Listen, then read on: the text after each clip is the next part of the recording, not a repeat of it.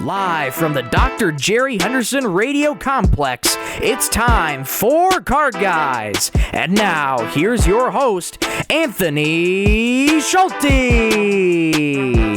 Good morning. Thank you, Michael, for the intro as always, and welcome to Card Guys, Detroit Sports Talk, Season 3, Episode 24. Coming up today, we go over one of the most depressing losses in the past decade of Pistons basketball.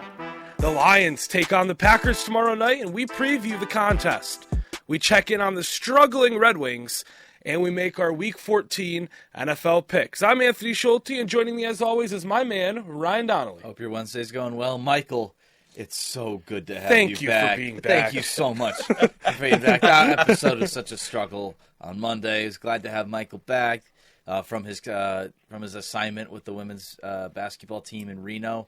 Hope you had fun. It's going to be a great show. It's going to be a great show. I consider Michael the glue guy. He is our I consider him the glue guy because, yeah, that episode was a struggle without him. Right next to me, the aforementioned Mr. Michael Rosenkranz. Great to see you guys again, finally. It just seems like after one episode, it just seems like so long. And it was. I left for Reno Wednesday afternoon. I got in there about 1:30 in the morning on Thursday and had very limited hours of sleep. And just telling these guys off the air, for those who don't know, 22 straight hours of travel, Monday into Tuesday morning. I went to bed at 6 in the morning on Tuesday and was running yesterday off of 3 hours of sleep, in which I had to do a final presentation and take a quiz. Absolutely fun stuff, but we are back today, so I apologize if I'm a little worse for wear today, as I am still incredibly tired. I'm still running on a lot of fumes, but the show must go on, Let's get it. And we're happy you are back. Let's get into our 3 stars. Michael, kick us off today, shall you? Absolutely. So my third star is going to be David Njoku of the Cleveland Browns. What a game against the Broncos and the Browns. That was one of the most entertaining games that I've watched in a long time. But David Njoku, he had a solid day. 9 receptions, 52 yards, longest being 13 for 2 touchdowns. Certainly not a bad performance for the Browns tight end. My second star is going to go to Franz Wagner of the Orlando Magic, although they lost to the Knicks yesterday, 121-106. He had a great showing in 39 minutes. He had 30 points, 3 rebounds, 6 assists, and 3 steals, going at 10-22 from the field. A good performance overall from Franz. And then my first star, I got to go with the entirety of CMU women's basketball. Mm-hmm. Spending 5 days in Reno, Nevada with quite possibly some of the best people that I've ever been around. Just a huge shout out to the coaching staff, Kristen Haney, Chelsea Butler, Takara Ross, Jenna Allen, and all the rest of the personnel, the student managers, Bailey Anderson, Alex Davis, the medical professionals, Rustin, Claire, and then video, just Jackson Marlin, Jared Rohn, and all those guys, just the entire team in general too. Thank you so much for your kindness and hospitality throughout all that time. It's greatly, greatly appreciated, and I want you to know that that was one of the best trips that I've ever been on with you guys, and I appreciate every single last one of y'all. I will see y'all later tonight, and I will see you in a couple weeks for Dayton, but those are my 3 stars. There you go, Ryan. All right, my 3 stars. My third star, Jerry Jeudy, a guy that I would never expect to be talking about on this program. I did not expect to talk about Jerry Jeudy at all in our history. But on Monday against the Broncos, 9 receptions, 235 yards, a touchdown, his longest being 70 yards. I said that his start in Cleveland would give him a fresh start in the NFL, and it really hasn't because he has no quarterback. But famous Jameis, but he's not that great. But still a solid game for Mr. Jeudy. My second star, Lucas Raymond of the Detroit Red Wings in their 3-2 overtime loss against the Boston Bruins. 2 goals, 2 points. We'll talk about the Red Wings later, but if there was any bright spot from the past few games, it's Lucas Raymond. Yep. Yeah. And my first star, I'm giving to the Michigan man himself, Danny Wolf. What a game last night. Holy cow. Last night against the now former ranked 11th ranked Wisconsin Badgers, 20 in 31 minutes, by the way, 20 points, 7 rebounds, 5 assists, 3 steals, and 5 blocks. His best Isaiah Stewart impression. Yes, he is Isaiah Stewart that can shoot. Yes. I mean, when Danny Wolf transferred to Michigan from FAU, I was so excited. This guy's a point forward. He's so good. He's so great with the basketball. Dusty May's leadership with this Michigan team has made me feel a lot better about this Michigan basketball team, unlike you, Juwan Howard. And, I mean, Michigan they're back, baby. 2 big wins against 2 back-to-back ranked opponents. Those are my 3 stars. All righty. I don't know how I'm going to follow that one up. All right, my 3 stars. I'll hit these quickly. Third star is Cade, just because I need something from last night. Cade last night, 23 points, 6 assists, 5 rebounds, 9 of 16 from the field, that's 56.3%, and 3 of 6 from 3, that's 50%. Only four turnovers, but he had 4 turnovers in the first half, 0 in the second half. Really good shooting night from Cade, a little bit down in the rebounds and assists department, but I mean, in a game like that, I'm just happy Cade shot the ball well and got above 20 points, to be honest with you. By the second quarter, it was a Cade stats game, and that's not good if it's a Cade stats game. However, my second star, I'll go over to that game right now. Where are you? Hello? There it is. In the win against the Pacers for the Toronto Raptors, we're going with Scotty Barnes, Cade's draft mate, drafted 4th overall by Toronto.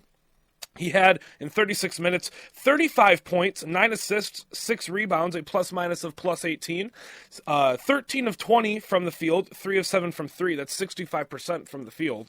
And he had 7 turnovers, but hey, we don't look at those. As Cade fans, we don't look at turnovers as much as we probably should.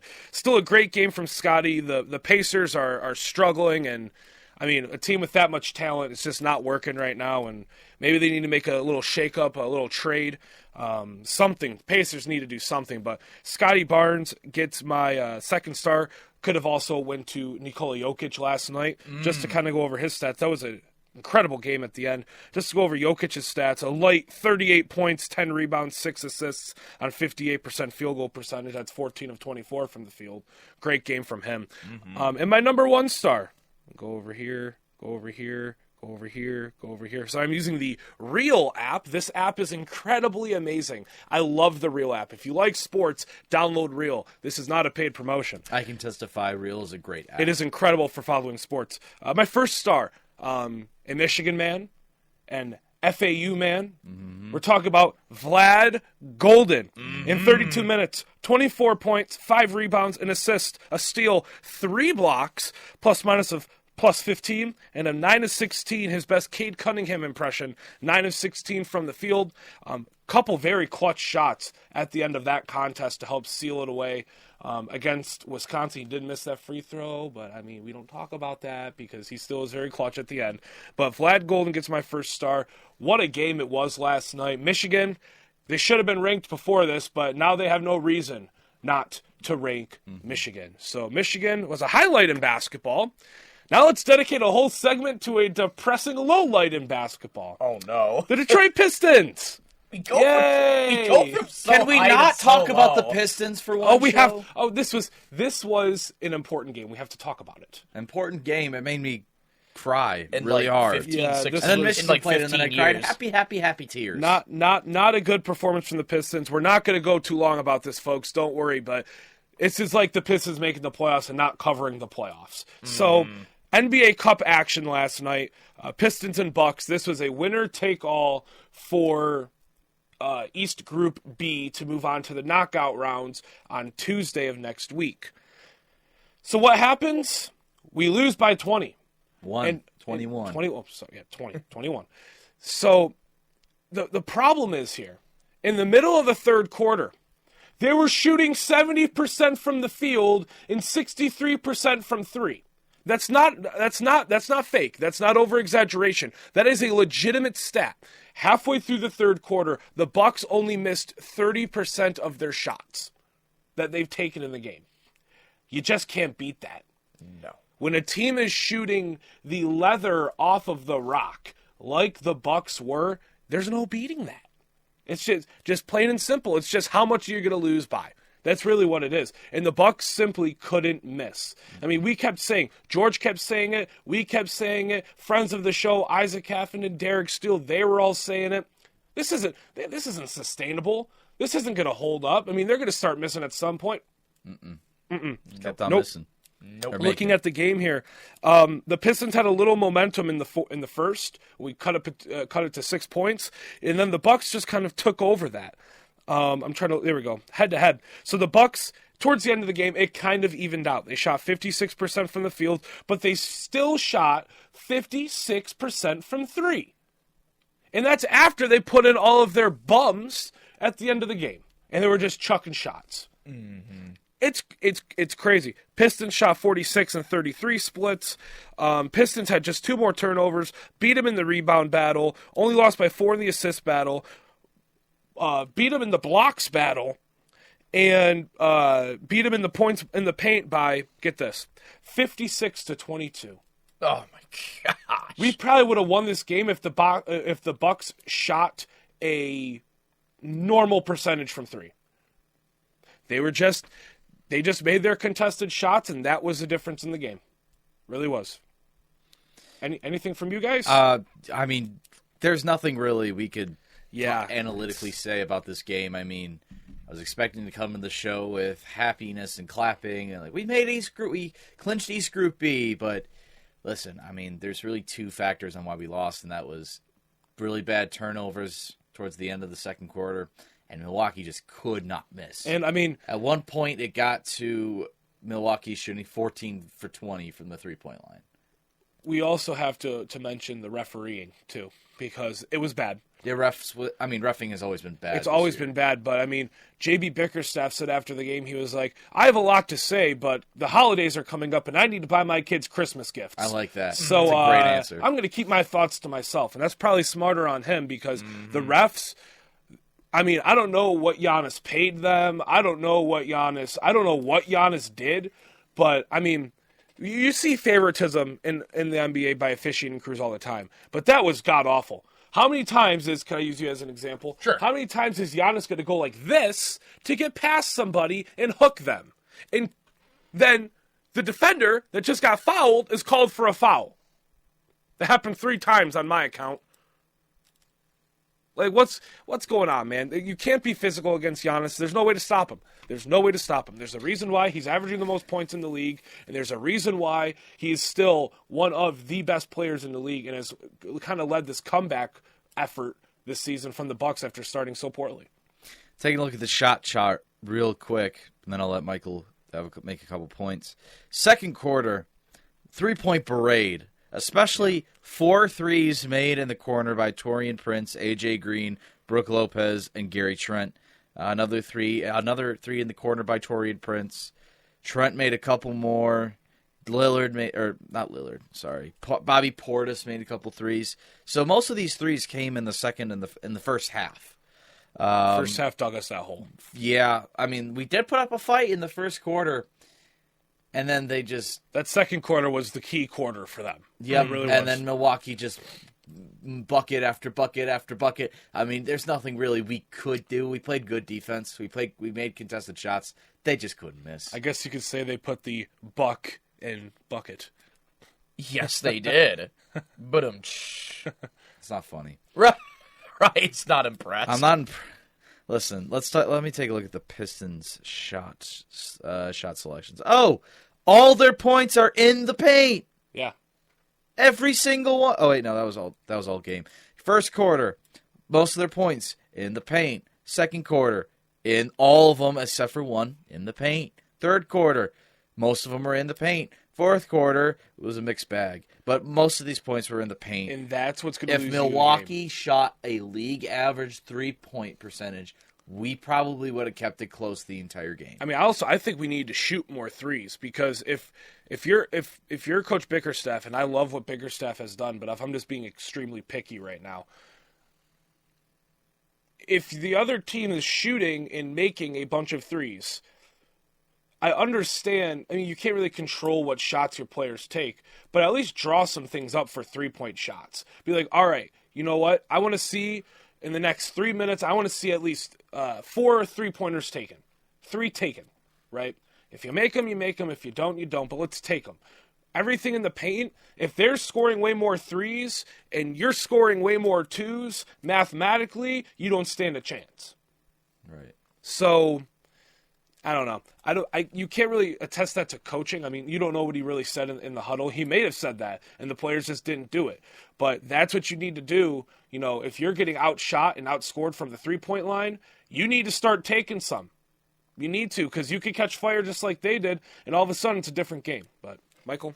Yeah, I mean, not too much to hit on this one, but again, you talk about today's NBA. It's taking the most 3s and making the most 3s.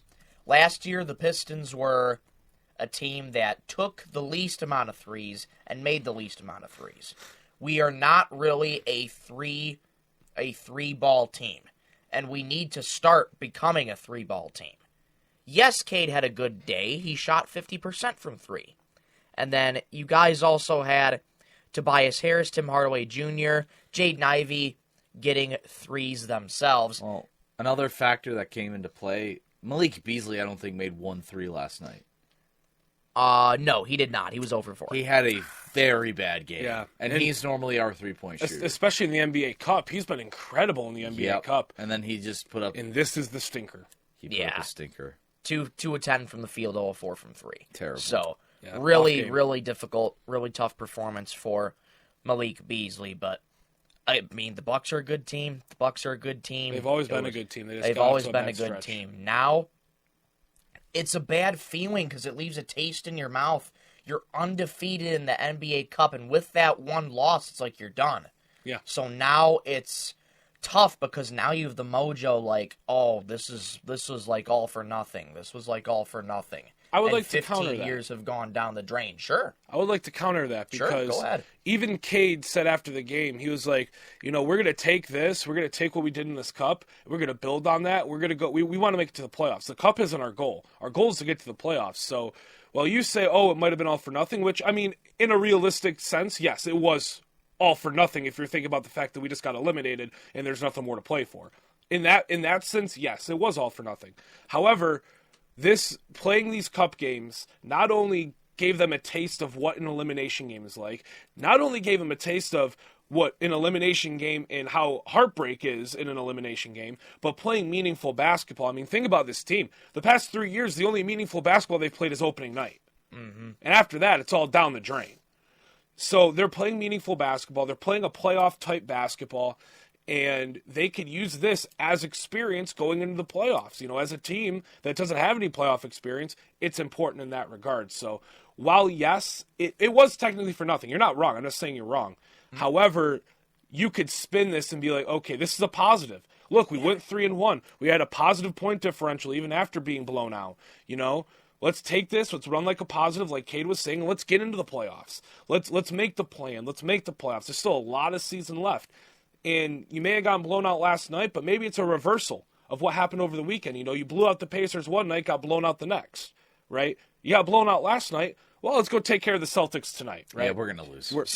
Celtics are going to kill us. Yeah, Celtics are probably going to kill us. Second half of a back-to-back on the road. I mean, it'll be tough. It's also last thing we'll hit, and then we'll move on to Lions. It's also kind of disheartening to see, you know, this team was acting like they didn't care about Saturday to prepare for Tuesday, and then you get blown out on Tuesday. Mm-hmm. Not saying it's entirely their fault because, I mean, you just can't stop the Bucks from shooting that pill like that. However, I mean, it kind of sucks seeing that the team played the way they played on Saturday for this game on Tuesday, and it was still a bad result. It's just, there's some things you can't control. There's some things, obviously, the Pistons could have controlled to win the game. But, I mean, when an NBA team is shooting like that, even when you're contesting them, I mean, Damian Lillard was taking deep threes. He was. And he was splashing them. He's got range. So it was a tough loss. I got probably the most depressing loss in a long time. Yeah. It was thank goodness Michigan won within the 15 years, because that was probably the biggest game that the Pistons played in that amount of time. Yeah. I'd say it's up there with that Grizzlies game that we were actually watching Yeah, Yes. It's up there with that Grizzlies game to get into the playoffs back in Oh, 2018, yeah, and I was 19. there. Yeah, you were there. But that's the Pistons. They play tonight, 7:30 against the Boston Celtics. Pretty sure it's 7:30. It's 7 or 7:30. On the road, back to back. Not ideal, but hey, welcome to the NBA. You don't have any respect, you got to earn it. So hopefully next week they give us some lighter opponents, some more days off to kind of get some rest before that really big holiday West Coast stretch. Nah, they're gonna give us. They're gonna give us some we're gonna have to play, like, powerhouses 6 of the games. teams that didn't make the cup. Yeah. So that's the Pistons. Let's move on to the Detroit Lions. Yeah. All right. So An actual good team. a team that is 11-1. And then we're Yes. gonna move on to another team that also has probably been worse than the Yeah. Pistons. So the Stay tuned, Lions folks. have a pretty big game tomorrow, I'd say. Yeah. Prime time television, prime video, Thursday night football. Packers visiting Ford Field to take on the Detroit Lions. And gentlemen, we have a classic NFC North bout between two of the best teams in the NFC, the Packers, the Lions. Just take a look at the injury report here. The Lions have a couple DNPs. You can see it on the graphics there if you watch it on YouTube. Decker, Onwuzurike, Pascal, Reeder, all did not play. I'm expecting Reeder to play because Reeder's kind of on the older side of things. You don't really want him to go into practice and kind of waste that energy and just heal up that shoulder best you can and play on Thursday. I think he's fine. He came back into the game. I'm not worried about him. Carlton Davis, full practice. We're going to get Carlton back. That's Emmanuel Mosley, 2 full practices. We're going to get him back. Decker is likely out. And I would not be surprised if Pascal and Onwuzurike are out, but I could see one of those two playing, whoever feels the best out of the two of them, just because we need bodies. And if you can even give us a little bit of play, you're playing, right? Because once that adrenaline gets going, you'll be fine. Looking at the Adrenaline Packers. hits your soul. Yeah. Every fight out of Every control. thought out of control. Every thought Doing comes it out all of to get them control. off their feet. Do it. They're going to do it all to get them off their feet. The crowd will be behind Ford Field. They're going to be ready to blow, waiting for them to start the show. Out the curtain and lights go Out off. the cut and the lights go off. Okay, stop it. Whoa. Whoa. Anyways, I messed up the words, and I'm the WWE fan. looking at the green, I'm a WWE fan. You're a longer tenured WWE fan. You have more experience. I'm a rookie. That's true, but You're you like have, Malik Beasley. You're the rookie that has more experience than everybody else in the team, though. Yeah, like a 4-year college player. Yeah. Yep. Anyways, that's exactly who you are. Anthony's not one and done. No, I'm not. All right, Packers injury report, and buckle up, boys. This is going to be a long one. Gerald Alexander, limited practice. Corey Ballantyne did not practice. That's big. Kenny Clark, limited. Edgar and Cooper did not practice. Romeo Dobbs, limited practice. John Fitzpatrick, full practice. I'm not really worried about that guy. Here's the big one. Josh Jacobs, limited again in practice. There's a chance he does not play. Elgton Jenkins, limited. Isaiah McDuffie, limited. Josh Myers, limited. Rasheed Walker, limited. Colby Wooden, limited. Wow. So that's a long injury report with some pretty good guys. Alexander, Ballantyne, Dobbs, Jacobs, McDuffie. Those are 5 really big names for that team. If like 2 or 3 out of those 5 don't play, I like our chances. I mean, both injury reports have significant players on for each sure. side. For For sure. But I think out of both sides, I feel like the Lions injury report has the better chance for those players to play on Thursday, like Reeder and Mosley and Carlton. Obviously, Decker is most likely not going to play tomorrow, and I won't be surprised if I see Pouncey say tomorrow that he's out. I mean, huge game regardless. Jamal Adams was also practicing with the linebacker, doing linebacker drills last night in practice. I haven't heard anything about Quan Alexander, so I can't really give an update about Quan. But Jamal Adams is getting some reps with the linebackers early, which is great to see. He's playing linebackers because the linebacker position in football is probably one of the most important in football, and you need bodies for that. And we don't have linebackers outside of Jack Campbell, so having Jamal Williams is going to help out a lot. Anzalone said he'd be back pretty soon too. Oh, good. So That's good. But I mean, big game tomorrow. I mean, it's going to be tough. It's going to be a really tough battle. I think it's just going to go in the air for the Lions. They're not going to use the run game a lot. I mean, they're going to utilize Amon-Ra and J-Mo. Especially, if Ballantyne and if Ballantyne and Jair are out, they are going to abuse the pass game. Obviously, secondary's still weak mix with it up. them. Don't go 55 passes like you did in week 2, but still, go 25 to 30. I'd say the max you should do is 35 passes. Yeah, the entire game. that's a good max. 35 should be Good ballpark. 35 should be the ballpark in where you should throw your passes, especially if Ballantyne and Alexander are out. Got to utilize that pass game. Amon-Ra is probably good. I think a key player to look out for the Lions is Amon-Ra St. Brown. He hates the Packers. He goes off against the Packers every year, so don't be surprised if he has like another touchdown or 2 game on Thursday. Player to look out for the Packers, I'd probably say would be Christian Watson. I would have to agree. He's gonna have a big Christian game. Watson always goes off against the Lions, so if there's any wide receiver that you have to look at for this very young wide receiver troop in Green Bay, it's most likely going to be Christian He went Watson. off last year in the loss at home. We did. lost on Thanksgiving So at don't home. don't be surprised if Watson goes off against the Lions. I mean, I'm a little scared. I'll say that. I mean, the Packers always scare me. The Packers are a top 5 team in the NFC. I'd say top 3. Top 3. Okay. Lions, Eagles, Packers. In my humble opinion. I think Lions, Eagles for sure. I don't really know about that 3rd spot though. I think I'm not sure how to feel. I mean, the last time we played the Packers, we won.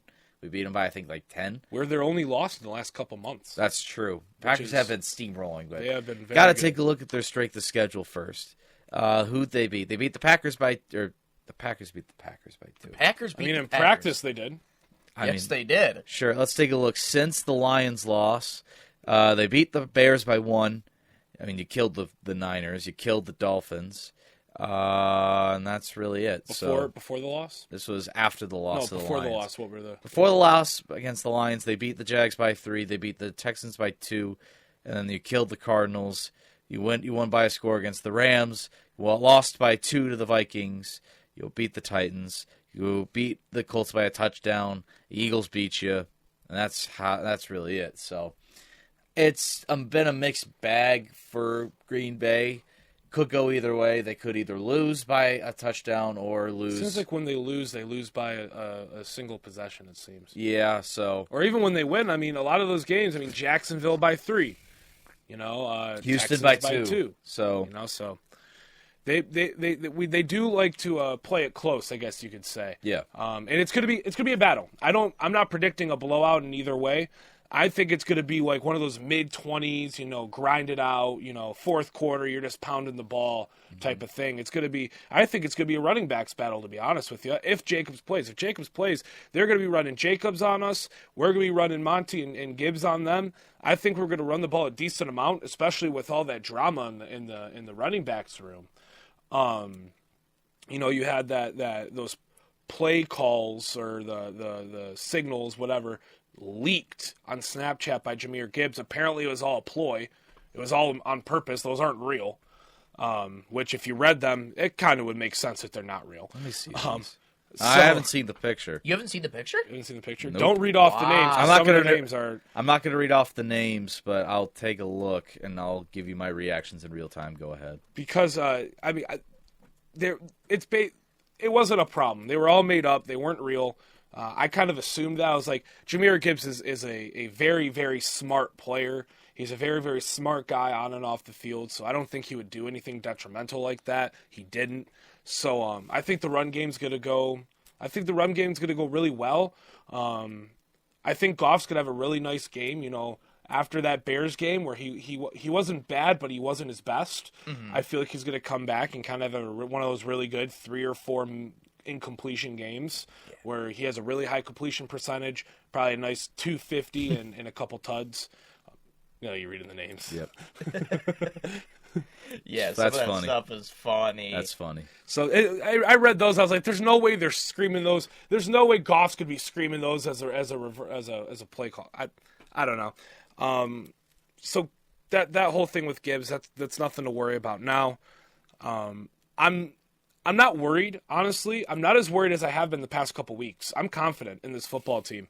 And I think this team can beat anybody. I think that if there's one game that I'm genuinely worried about this season remaining, Buffalo. It's the Bills. Oh, yeah. Even when you're at home, I mean, that Bills run defense, and we'll preview this on Monday. Wednesday, next Wednesday. Oh, yeah. They play We'll Sunday preview this in a window. week. Dude, But I don't know the show. the the Bills' run defense is god awful. I mean, it is terrible. So, and we have our run game to fall back on. So the only way I honestly see us losing that game is if we pass the ball too much, kind of like that Bucs game. Just run the ball against the Bills. However, that's a way in the future. Let's worry about the Packers right now. And the Season 3 Christmas extravaganza. Yes, Which that's we'll what talk about the show. Yeah, So that'll be on Wednesday. Make sure you tune in for that. it's going to be fun. But the Lions, I mean, it's an important game. It's an important game. You gotta take this team seriously. I'm pretty sure they do. Anything else from you guys on the Lions before we go to break? Not only is this a divisional game for the Lions, a huge divisional game, now you start looking at the broader picture. Now you start looking at clinching scenarios. Yes. You can start this week, actually. You can start this week.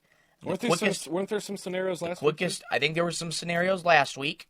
Bills clinched the division on Sunday, actually, They did. when they played. They clinched the division on Sunday. So they're going back to the playoffs. No surprise there. But quickest path for the Lions, you got to beat the Packers. It's going to get you another edge over them. It's going to push the Packers back.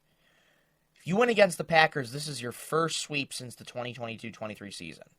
Lions have owned the Packers as of late. They've won, I think, the last 5 of 6 over them. So this is a big game for the Lions and the Packers. Packers are a good team. They're going to be a challenge. And we talk about constantly any given Sunday. Yep. In this case, any given Thursday, because this game's on a Thursday night. Anything can happen. Packers are coming into Ford Field. It's going to be rocking. It's going to be going crazy all night. But got to go out and execute. You got to go out and execute. Stakes are extremely high for both teams, and Detroit has a gauntlet remaining.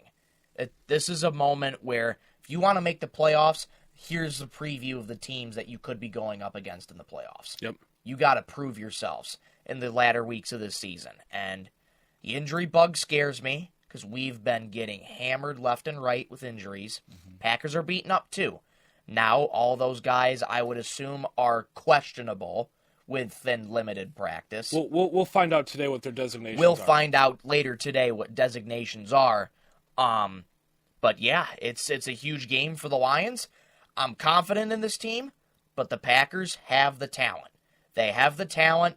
Do not go in underestimating the Packers. We won the division last season while also losing to the Bears and the Packers once. Last year we won on Thursday night against the Packers, if you guys do remember. That was in Lambeau. So Packers and Lions, it's always an entertaining game. It's always an entertaining game. It's always an entertaining These two game. teams hate each other. So it's going to be a good one. I'm excited. So it's tomorrow, 8:15, Prime Video, Packers at Lions, one of the best rivalries in football, commencing at Ford Field. So I'm sure we're all going to be tuning in, and it'll be a fun game. So coming up after this break, we have the Red Wings to discuss, and then we're also going to make our Week 14 NFL picks and preview. You're watching Card Guys, Detroit Sports Talk. We'll be back right after this. Sports cards, signed jerseys, signed helmets, and more. Miller's Sports Cards and Collectibles is your one-stop shop for all things the hobby. Make sure to check them out down Mission Street in Mount Pleasant, right past Meyer. Miller's Sports Cards and Collectibles. Card Guys, Detroit Sports Talk. Join Michael Rosenkranz, Sports take precedence over academics. I agree, but Ryan Donnelly, Corbin Burns, who is their big ticket J13 item. Scooble is with us. Scooble's our big ticket Did J1. you just call Tarek Scooble James? And Anthony Schulte. I have an issue. You have. There is no break. It's a constant grind. It's an unbreakable cycle. Yeah, it's. As they navigate through the Detroit sports landscape. Live Mondays and Wednesdays at 7:30 a.m. on 101.1 The Beat in Mount Pleasant and at 11 a.m. on YouTube. Card Guys, Detroit Sports Talk. Welcome back, Card Guys, Detroit Sports Talk. Ryan Donnelly, Michael Rosenkranz, Anthony Schulte here with you live from Central Michigan University. The Detroit Red Wings, they played a hockey game last night. And they lost again. That's 3 in a row. 3 in a row. You can see on your graphic screen if you're watching on YouTube those losses. A tough one last night. I know, Michael, you were watching. I don't have ESPN Plus, so I wasn't watching. So, Michael, how about you take us away here on the Detroit Red Wings? Sure. This game was a tough one. Red Wings' woes on the penalty kill continues. Aren't they? They're still the worst in the NHL. They are still very bottom of the barrel in PK. And Bruins, their power play's not good. I think they're bottom of the barrel when it comes to power play, and they score a power play goal in like 5 seconds against us, which is just hysterical. Then again, it's on a redirect, so nothing Husso could do. Lucas Raymond, a bright spot for the Red Wings. The only bright spot. One of the only bright spots. Scored twice. Ryan mentioned it. One of his stars for this broadcast. He has an 8 straight game point streak. He has an 8 game point streak, and he has now 9 goals on the season. He's heating him up. He's heating up when we need him to. Yep. And you talk about at the beginning of the season, why was Lucas Raymond signed for 8 years and just a touch over $8 million? He's not done anything. Now he's starting to heat up. Now he's starting to find his groove, and he's been making strides. Defense was not bad. No. Defense was not bad at all. They actually played really good defense. Only 2 goals in regulation. Yesterday. 2 goals in regulation. The thing that sucks is even after a good defensive performance like that, and Husso coming in for an injured Cam Talbot, even though Cam Talbot was injured in the previous game against the Canucks, so I haven't really looked at a timetable on his injury status, but he could be out for at least a little bit. But Husso came in. He wasn't bad. Mm-hmm. He wasn't bad. I know 3 goals is tough to give up on paper, but he wasn't bad. Now, it was a good start, and as Felonious Grew, also known as Derek Lalonde, said garbage in post-game, yes, I would agree, it was a disappointing finish, he said. And a point on the road is pretty good. We have points in 6 of our last 8 games, but there was a lot of opportunity to get the full 2 points tonight. Yes, 6 points in the last 8 games is good. Yeah. But you got to start putting together wins in regulation, or you got to get yourself 2 points. Mm-hmm. Now, turning to the Alex DeBrincat penalty. Upon first watch, I was going nuts because I thought it was a penalty. But looking at the footage again this morning, he held Pavel Zacha's stick. Yep. He held Pavel Zacha's stick. Zacha. I can barely talk right now. It's 8:09 in the morning, and I'm running off of barely any sleep. First time I used the early excuse. Surprised it lasted this long. It did last a little long, didn't it? But yeah, DeBrincat held Zacha's stick, got a lot of separation, back and forth passing between him and Pasternak, and it's just an easy goal there for Boston to win. Try to get a call. I mean, didn't work. And I mean, I know the broadcast had a lot to say about it, but you really just win the game. That's the thing. Don't try to be getting calls late in the game. Find ways to win the game. And that's what irks me about this Red Wings team right now. They've lost 3 in a row. They have the talent. They do, but it's just things aren't gelling together for them as of now. And that's just what's been so frustrating. And another thing that's been frustrating, Ryan, you can testify this because you were at the New Jersey Devils game. Hold a lead. Yep. Mm-hmm. Hold the lead. 100%. Didn't they falter a lead twice that game? They did. Yes, they twice. faltered a lead twice in that game.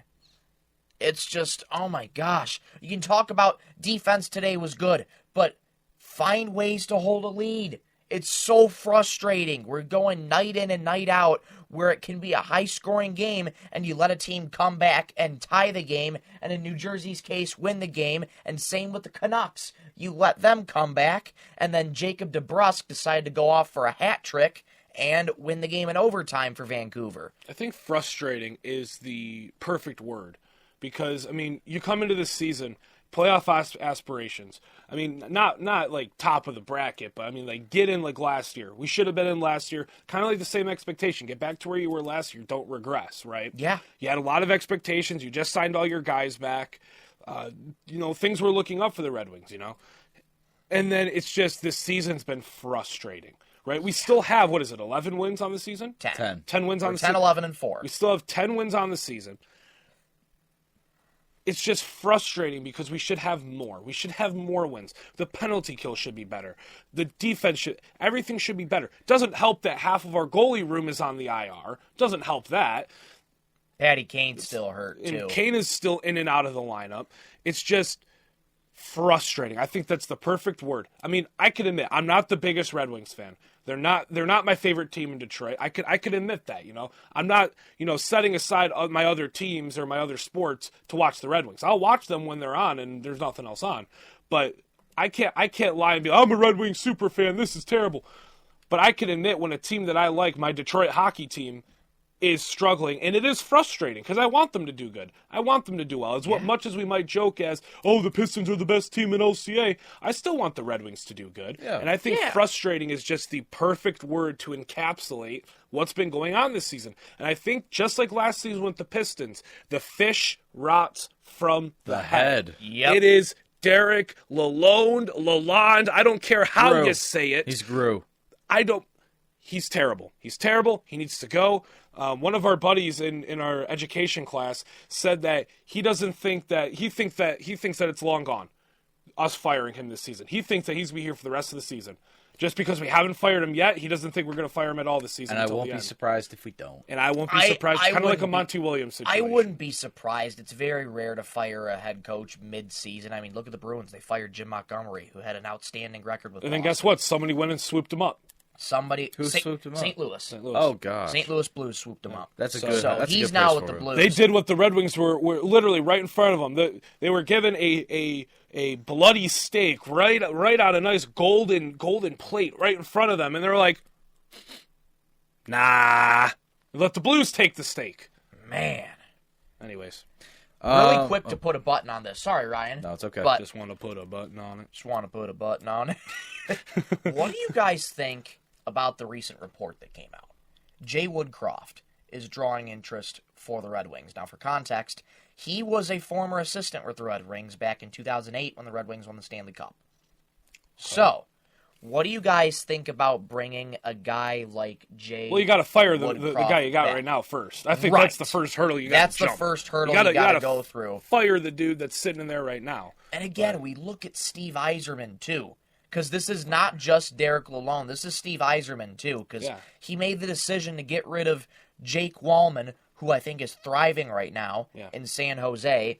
David Perron, I don't know how he's doing in Ottawa, but I mean, he's a veteran. He's probably doing pretty good. I think Wallman's the one that stings. Because, I mean, when we played San Jose, who's not that great of a team, Jake Wallman in San Jose killed us. Yeah, they killed us. And it's just so frustrating because now you look at the head, Derek Lalonde, Steve Yzerman.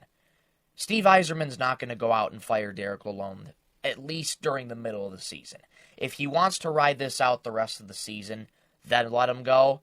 But the water's getting hotter for Derek Lalonde, and it's even getting hotter for Steve Yzerman. Water's steaming for Lalonde. It really is. Cook some ramen it really in that is. water. And Woodcroft was fired by the Oilers because it was a really, really bad start last season. But he's built a solid reputation in the NFL. I mean, he's got a good track record. He's 79-41-13 as a...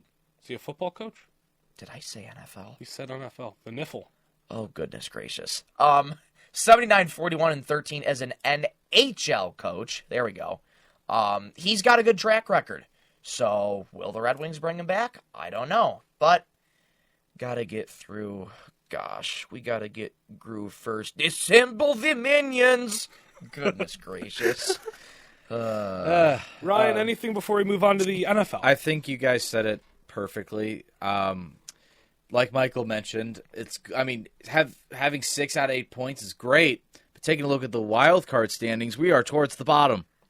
Taking a look at the wild card, the Rangers and the Flyers are the Rangers is 13-10, really, and the Flyers are 12-10. Shocker. The Red Wings are towards the Canadiens and the Senators territory of bad. Yeah, Senators aren't really a good team either, so No. this is where you got to go in Outside Thursday. of Perron and They Jake play the Sand. Senators Thursday? Yep. Oh, we're going to lose. Outside We always lose to them. of Perron, David Perron and Jake Sanderson, the Senators are garbage. We do play the Canadiens too, so we have a chance. But There are a couple games we can win. We play the Senators tomorrow. It's in Ottawa, which Ottawa, for some reason, always has our number. Yeah. And then you got to go play the Avalanche on Saturday. But so, I'll make this quick. You guys already summed it up pretty much perfectly. I mean, the fish rots from the head. The lawn should have been fired back in March. I don't know if they're going to fire him. Jay Woodruff, however you say Woodcroft, thank you. I think he's a pretty good coach. I mean, he led Edmonton to a Stanley Cup last season. So, I wouldn't be mad if we had Jay Woodruff. And also, I think a reason why we're struggling is strength of schedule. Obviously, you got the Sens tomorrow, but then you got the Avalanche, Buffalo, Philly, Toronto, Philly again, Montreal, back-to-back, St. Louis, Toronto, Washington, Pittsburgh, which I will be at that game. I smell 4 wins. Columbus, and then on January, I'm going to go through every game until that leads us until second semester. Winnipeg, Ottawa, Chicago, and then you finish it off against Seattle. I smell 6 or 7 wins. I don't personally. It doesn't help that our goalie room is pretty much. Yes, Billy Husto's back. I give up an arm and a Husso leg, has and been we also back. called up Sebastian Kosa from the AHL. We did. Who's been very nice for the Griffins. Reagan Cleaves, you can testify. Has he been good or not? I'll be clowned the next time I see you. But it's not. I think it's starting to get a little. We're starting to panic in Hockey Town. I'm a little scared. Strength of schedule hasn't been in our favor at all this year. But, our defense hasn't been great. Our PK hasn't been that great.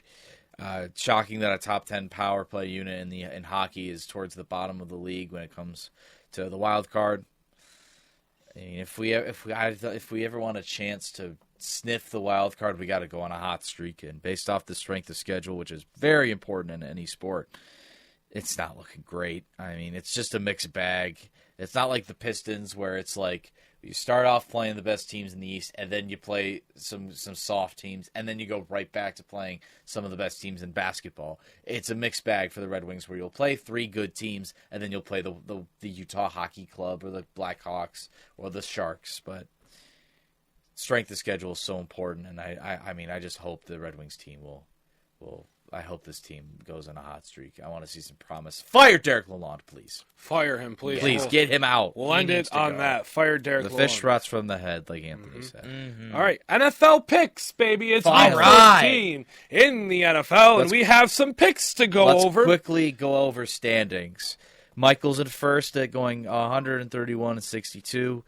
Anthony is in second place with going 126-68, despite me going undefeated last week. That was insane. 16 When I heard that on the episode on Monday while I was sitting in Reno for 4 hours, I was just like, I don't think we've ever had anybody go undefeated in the picks. So I only lost well 3 done games. to you, Ryan. Thank You only lost 3 games, or 2 games. I only lost 3 games, so you only gained 3 games after going undefeated. Yeah. I should have put down a parlay this week. I am still in third place, 123-70, and then the basement, Isaac Haffenden, 115-73. So we're all going to have a 500 season, which is good, but I'm It's a still battle. in the It's a basement. battle for last place right now. Yep. All right, so we got Lions, Packers. Lions. 84% of the folks in America say the Lions, and I am one of those 84%. Absolutely. Go Lions. The roar of 84. Go Lions. The roar of 24. Well, it's 84 because of 84%.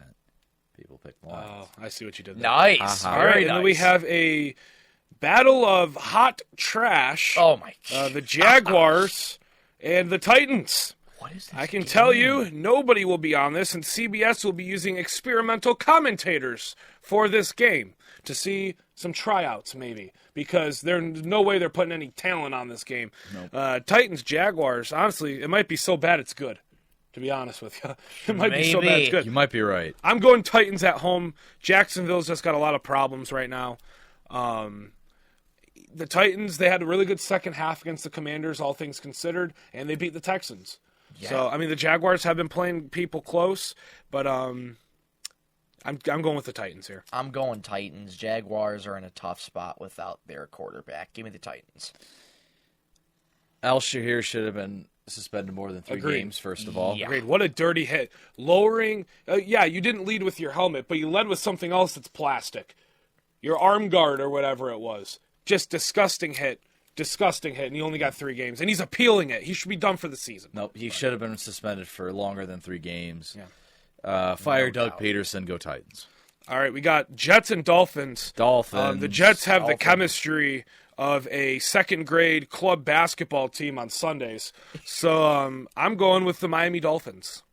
Yeah, this will be Dolphins here. we're Jets going are fins up? a Fins up. dumpster fire. Fins up. Shout out Jimmy Buffett, go Dolphins. Ah, yes. Mm-hmm. I love Jimmy Buffett. He's a very good artist. All right, we got Falcons and Vikings. No, all right. Ladies and gentlemen, the Ryan Donnelly upset of the week. Give me the Atlanta Falcons. I knew it. That's why I looked right at you. Ah, ha, ha, ha. I'm going with the That's my- Falcons too. Actually, I already have them picked. I already picked all my games. Wow. I already have the Falcons. I think the Vikings have struggled a lot. You know, See, after that Lions loss, they have only won games by like a touchdown or less. and they're against teams that they probably should be beating a lot more single-handedly for being 10-2. I think this is a good reality check for the Vikings henceforth. Go Falcons. Yeah, Falcons also trying to rebound off a really tough game. I think Kirko going back to his old home in Minnesota, a little revenge game. Yeah. Little, hey, you guys miss me? Throw for a couple tuds, clean game. Yeah, I like the Falcons in this one. I think the Vikings, I think they're the biggest frauds with double-digit wins so far Agreed. this season. They should have lost a lot of games this season. Just like how the Bengals are the best worst team in the NFL, Yeah, it's kind of flip-flopped. the Vikings are the worst best team in the NFL. And there's no disrespect to the Vikings. They're still still a a really good good team. They have good talent Kevin on that O'Connell is a fantastic coach. They're just He not one of the is. best teams in the NFL. I think anybody can objectively agree that you could have good talent and be a good team, but not be the best team or one of the best teams. So I'm going with the Falcons. I'm going to stick with the Vikings. I would not be shocked, though, if Kirk Cousins goes off. I mean, it's a toss up, I'd say. Yeah. Because I mean, the Cardinals. I mean, if you would have picked the Cardinals last week, you almost got it. Yeah, And almost. Guess who forgot to change his pick? Me. Oh, no. Anyways, all right, we got Saints, we got Giants. Give me the Saints. Saints are going to Saints. kill them. Tommy Cutlets is going to be throwing picks left and right. I think Kool-Aid gets a pick. Shout out Taysom Hill, tore his ACL. He's one of my favorite players in the NFL. Oh yeah, he's done for the season. Wears many hats. Yes, he Taysom does. Hill He does. does. Very skilled all-around player. Saints. I think we're all going Saints. Right? Oh, yeah. Yep. All right, and then we have Eagles Panthers. That's an easy one. Eagles. ESGSEL Eagles. I need Saquon Barkley. Eagles. I'm playing for first place. If I win this week in fantasy, I'm first place for playoffs. Double-digit wins So too. playoff implications Yeah. for you in fantasy. Double-digit wins too. I have a 98% chance to make it to the playoffs. However, Mixon and McLaurin are both out for me. So I have Pacheco, who I got off of waivers in like week 5 or 6. And I have Barkley. I need Barkley to carry that weight. I think Pacheco gets a tud this week. But Barkley needs to go off for me. And what better week to do it than against the run defense of the Carolina Meow Meows? Because they're not the Panthers. They're the Meow Meows because they're bad. They All play right. like kitties. Yes, Yes, they do. Except for Bryce Young. He's actually played a good few weeks. he has. He's been great, actually. All right, Pittsburgh and Cleveland. A kind of Pittsburgh. rematch. I think Pittsburgh gets their comeuppance. That's the right word, right? Come Muppets. Yeah. Yes. The Muppets. You were watching the Muppets show. I was yesterday. watching the Muppets last night. Shout out Isaac Hey. Haffenden. I don't know why we were watching the Muppets. So Steelers, Browns. Steelers get their revenge against the Browns. This is going to be a throttling. Go Steelers. Steelers. This should hopefully be the Steelers. David Hall, 97.1. I hope you're doing okay after your Steelers lost to the Browns. And I don't think you should be worried about this week. No. I'm going with the I'm going with the Steelers with you. It's 8:25 in the morning. I'm off 3 hours of sleep. I thought you were like doing a little joke. No. I thought you were like, I'm going with the No, I'm going with the Steelers. Shout out Isaac Haffenden. Yeah, he's a Steelers fan. He's a Steelers fan. He stayed up watching the Muppets last night. So in honor of you and the Muppets, go Steelers. All right, we got Buccaneers and Raiders. I'm going Bucks. with the Buccaneers. This is Bucks. Going with the Buccaneers. We have an interesting case here. Cardinals, Seahawks. Ooh. Yeah. We just had this rematch. problem like a couple weeks ago. Battle We of just the had this Birds. problem, yeah. And you know what? I have the Seahawks here selected. I think the Cardinals get a win at home. They get a little revenge here. I think there's a lot of revenge games this week. Cardinals This is a are tough favored. one. So I'm going to follow suit. Vegas always knows something, man. I'm going to go win at home. He didn't beat the 12s last time, so I'm going to go with the Cardinals. Trey McBride gets a touchdown, too. I'm calling it. Trey McBride is due for a And he's on my fantasy team. Please, He Trey. has been playing out of his mind. Actually, he's gotten 20 points both weeks. Yeah, He's that due. makes no sense. Give me the Cardinals at home over the Seahawks. How do you score 20 points in fantasy? A lot of receptions and a lot of yards. and not a touchdown. A lot of receptions, a lot of yards. He's the most due player in the NFL. I think for a he's the best touchdown. tight end in football. That's a debate. That's a debate we could spend a half an hour on. But, Really? all right, we got Bills. We got Rams. I'm going with the Bills. This Bills. I think the Rams might play it close. You know, Puka might get a touchdown or two. Mm-hmm. But give me the Bills. I'll take the Bills. All right, 49ers and Bears. I'm taking the Niners. This is Niners. This will be I'm- interesting. I don't know. Chicago You has know their, what? This This will be interesting because They have a Christian new coach. McCaffrey. They have a new coach. Christian McCaffrey, Jordan Mason are on the IR. That's true. So what I always said was when Matt Eberflus got fired, they got a new coach. They have so much talent there, genuinely, that, and I'm going with the Bears. I'm going with the Bears, and this is why. They have so much talent. I said when they get a new coach, a new voice, something refreshing, it's going to wake this team up, and the talent is going to be unlocked. They have come close in the last 3 weeks against 3 perennial playoff teams, and the Lions, the Vikings, and the Packers. I think they've lost by a combined score of like 6 points. Again, for the last 3 weeks. They've been knocking at the door. And finally, someone's going to come answer the door. Niners have been struggling. It's really going to depend on that injury report. Is Bosa playing? Is Trent Williams playing? Is Fred Warner going to play? Fred Warner went down with injury in that Snow Bowl. We have McCaffrey and Mason. They're both on the IR. Is Debo going to play? Is Purdy going to play? Is Kittle going to play? You don't really know. So I think depends on the injury report. I need to check back on this, and I know that bit me in the you-know-what last week. But for right now, given the fact that the Bears have so much talent, they just have a new coach. I've been saying once they get a new coach, they're going to win. They're due for a win. They've been this close. Caleb Williams is really coming into his own, and it's great to see. The Niners are struggling. The Bears are due for a win. I think the Bears get a win. That's why they're only plus 180 right now. I think the Bears pull off the win and finally get a win. I wouldn't be surprised if the Bears went out. I'm going to be honest. I'm going to join you. The Bears are going to win. I know. Friend of the show, Ryan Clark, my buddy, my good buddy from back home. I'm sorry to do that to your Niners, but you're in a really rough spot right now. Every single one of your best players is hurt. Everybody's on the injury report right now. So the practice squad is going against the Bills Yeah. or the Bears on Sunday. So I'm going with the Bears. Michael? Anthony, Ryan, you guys have also convinced me. There we I am go. hopping on the bandwagon Ah, of the Bears. Bears. Ah, Bears. Ready? 3, 2, 1. The next game. Ladies and gentlemen, There it is. I didn't even realize it. yes, My upset sir. of the week is the Los Angeles Chargers. And? The Chiefs. No. Justin Herbert? Oh, I know what you're talking about. Jim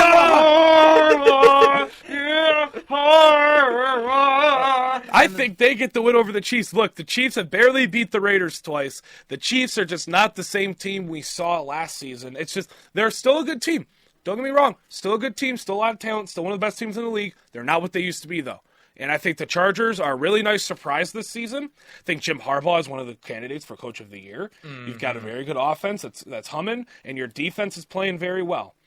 I'm going to go with the Chargers over the Chiefs. I think it's a very safe upset of the week if I'm picking one. It hasn't hit in a little bit, so I'm going to go with the safe one. And this week, I mean, I have a couple. I could have made it the Bears. I could have made it the Falcons. However, I'm going with the Chargers. I said that from last week. I have a feeling Chargers are going to get a win. This is tough. I mean, the Chiefs lost one on ref ball again on Friday. Should have lost to the Raiders, and I will die on that hill. That was weird. They to let say. an offense led by Aiden O'Connell. They made Aiden O'Connell look like a competent quarterback that should have a multi-year contract as a starter. Mm-hmm. They made that offense look like one of the best offenses in the league. I mean, they drove down the Chiefs. The only reason why they lost is because their kicker couldn't make a field goal. Mm-hmm.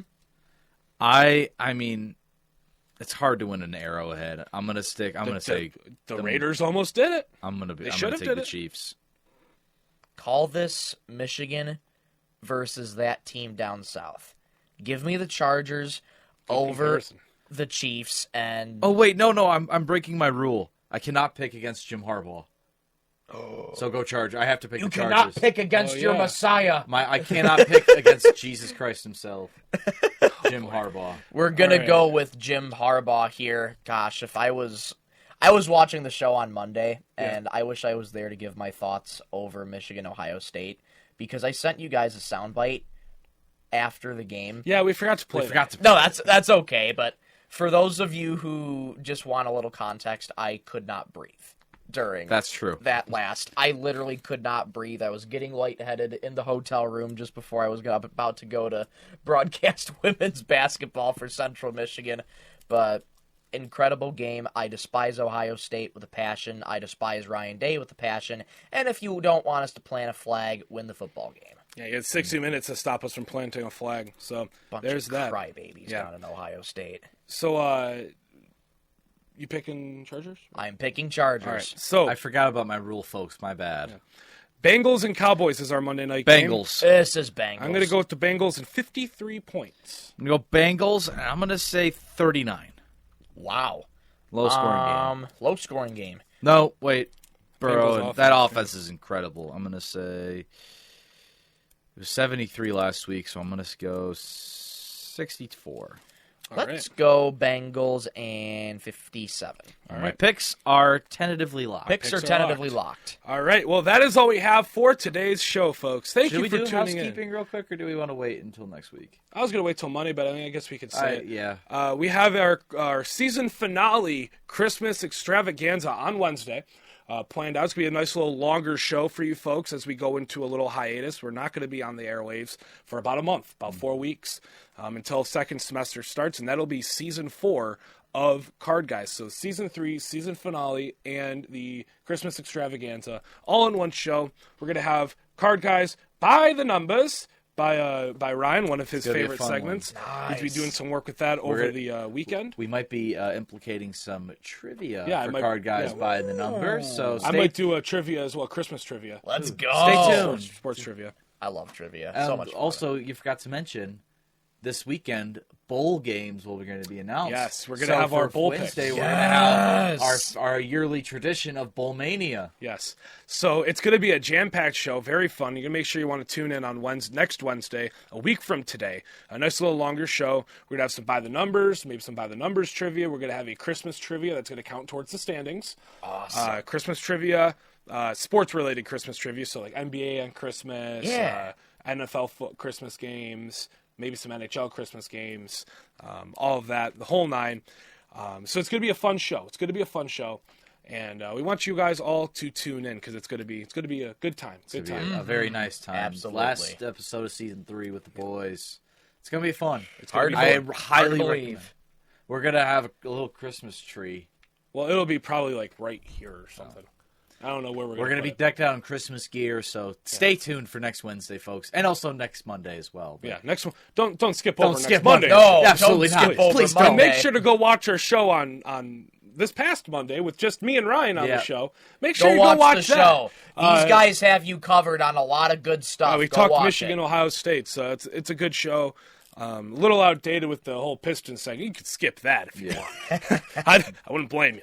All right, well, that is all we have for today's show. Thank you for tuning in to Card Guys, Season 3, Episode 24, our Kobe Bryant episode on 101.1 The Beat and YouTube. Stay tuned for Monday's show as we go over a full weekend of football. For my good buddies Ryan Donnelly and Michael Rosenkranz, I'm Anthony Schulte saying so long, everybody. Love you, Mom and Dad. Students, study up. Finals are coming. Study up, y'all. Love you, Mom, Dad, Jason, Eric, Grandma. We'll see you December 16th. And as a fellow Haniac, I will be in attendance.